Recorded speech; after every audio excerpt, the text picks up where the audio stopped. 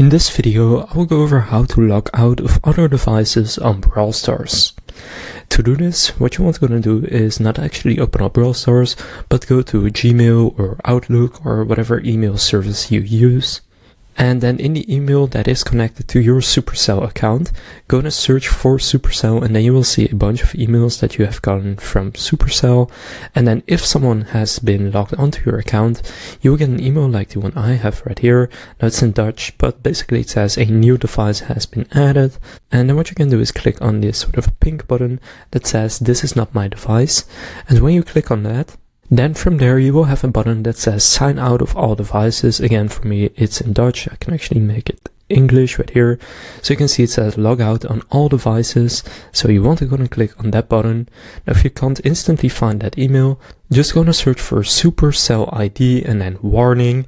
And that's basically a warning that a new device is signed in.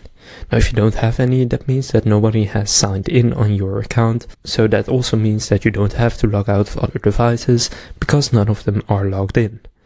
So now you know how to log out of other devices on Brawl Stars. If this video was helpful, please consider leaving a like and subscribing to my channel. With that being said, I will see you in the next video.